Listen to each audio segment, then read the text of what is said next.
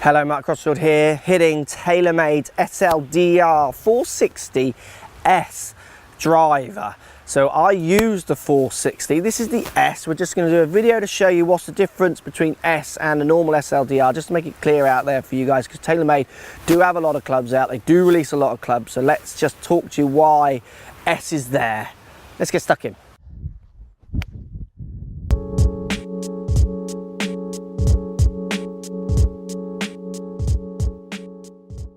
Right guys, TaylorMade SLDR 460S driver. So you're still getting sliding rail on the bottom to move the weight from heels to toes.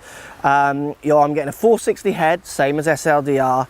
You're getting a grey top to a black finish, which actually I really like. This is going to be one of the main reasons why I might change this club. That's kind of what I'm about. It's all about the cosmetics. I'm loving the look of this one, actually more than the traditional SLDR. In the S, you get a fixed neck, so it's glued. There's no changeable neck. I don't use the changeable neck. It's good for fitting. It's good for some guys who want to move the clubs around, but I feel like I don't need to move the club around. I can do that at delivery.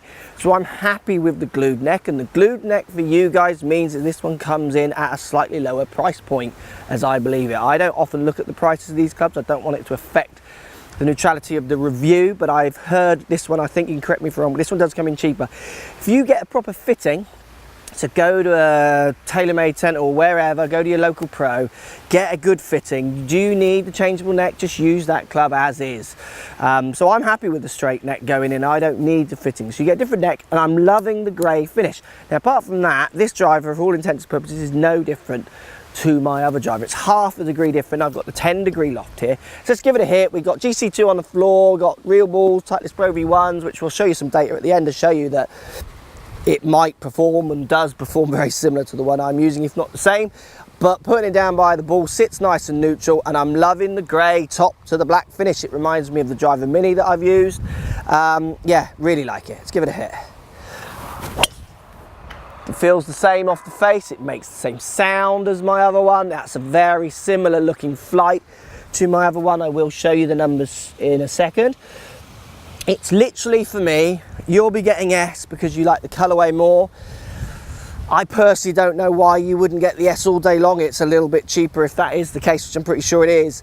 Because as long as you get fit properly, why would you need to change the neck around? I've never changed the neck around on my club. I've kept it fixed.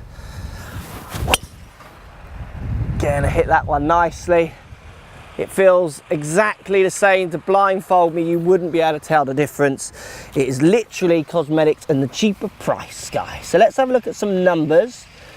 Just got it one more. Let's have a look at some numbers and show you how this club performs. It's still featuring the low forward CG that SLDR features. So higher launch, loft up campaign, low spin, which this club definitely produces. Arguably not as friendly in the MOI numbers, so twist and off-center hits. So if you are using all the face, definitely go and check you can handle this club. But let's have a look at some of the numbers I'm producing with the S fixed neck grey head, exactly the same. Right guys, numbers time. And we've also got a few Steve Buzzer's numbers here as well. Anyone who watches the course vlog, he swings slightly faster than me, just to show you how his numbers come out. So if we start with mine, I hit a few shots with it, trying to get equivalent strikes, and I'm averaging 268 carry with the S. That's pretty much where my driver, nearly every driver I hit, and this one in particular consistently gets up into those kind of numbers. That's the distance it carries. That's where I fly it. Averaging 39 peak height, averaging 1.9 spin, good low spins, a 1.6, a 1.7 and a 2.4. I didn't quite get all of the first one in the right place on the face, which is why the spin went up. But you can see there, this is the driver for me that I consistently get that spin number down. To see that 2.4 in there for me is quite rare on this club.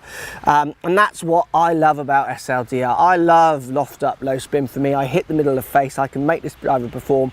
It does just squeeze a few extra yards. Now every driver I've tried actually goes as far as this, but just not as consistently. I always get one that just drops back. This one consistently produces those slightly longer numbers for my game. Now, if we look at the Buzzman's numbers here, he's averaging 289. He does hit it further than me. His furthest one there at 293, using this exact club, same shaft.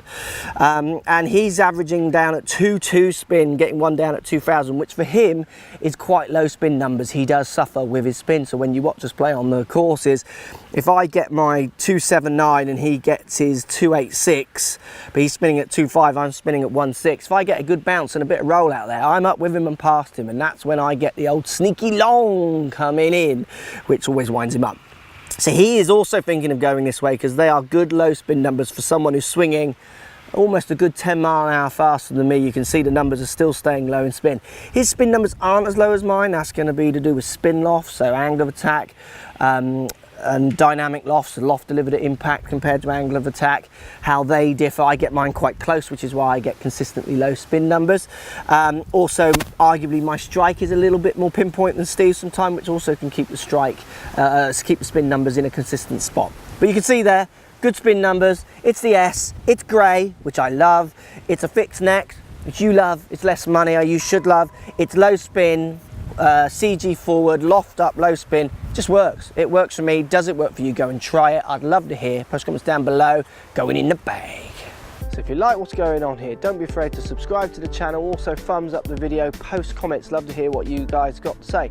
Let's keep it social. The more we talk, the more we share, the easier this game will get for everybody. So if you want to find me on Facebook here, you can find me on Facebook. If you want to tweet me, find me on Twitter here as well. Just follow the links, all in the description. Come and join the show. Get active, get involved, get playing some better golf. Thanks for watching.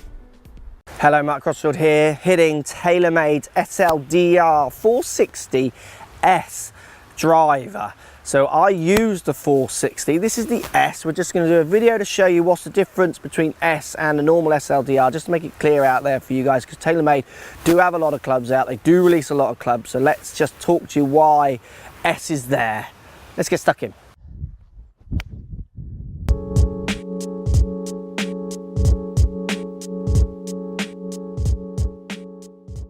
Right guys, TaylorMade SLDR 460S driver. So you're still getting sliding rail on the bottom to move the weight from heels to toes. I'm getting a 460 head, same as SLDR. You're getting a grey top to a black finish, which actually I really like. This is going to be one of the main reasons why I might change this club. That's kind of what I'm about. It's all about the cosmetics. I'm loving the look of this one, actually more than the traditional SLDR. In the S, you get a fixed neck, so it's glued. There's no changeable neck. I don't use the changeable neck. It's good for fitting. It's good for some guys who want to move the clubs around, but I feel like I don't need to move the club around. I can do that at delivery.